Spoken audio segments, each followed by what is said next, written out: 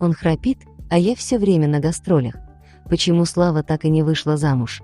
Певица Слава появилась на эстраде в начале 2000-х, а до этого мать-одиночка Анастасия Слоневская была студенткой философского факультета и работала. Яркая, высокая девушка со внешностью модели часто отдыхала, после работы в караоке там она оттачивала вокальные данные. Судьбоносной для нее оказалась встреча с бизнесменом Анатолием Данилевским, который на тот момент был официально женат, но уже на грани развода. Анастасия тогда уже растила дочь от первого романа с ресторатором Константином Морозовым. Будущая звезда влюбилась в 16, родила в 18, но замуж за отца своей дочери так и не вышла. Данилевский стал для певицы второй любовью в жизни.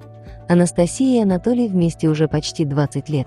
Благодаря моральной и финансовой поддержке своего мужчины, бывшая любительница караоке стала популярной певицей Славой. Мужчина старше своей избранницы на 28 лет, он давно разведен, у пары подрастает общая дочь. Однако до ЗАГСа супруги так и не дошли. Слава призналась, что никогда не мечтала вступить в брак, и ее устраивают свободные отношения. С Анатолием они сперва разъехались в разные спальни, а потом предпочли жить по-соседски. Он громко храпит, а я все время на гастролях, объяснила Слава журналистам свою позицию. Уважаемые зрители и подписчики, сейчас минутка вашего внимания.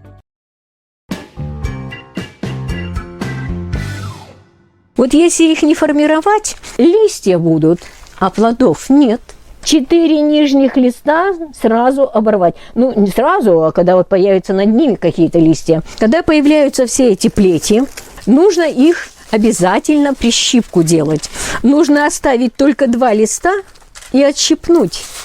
И сделать это надо, естественно, как можно раньше.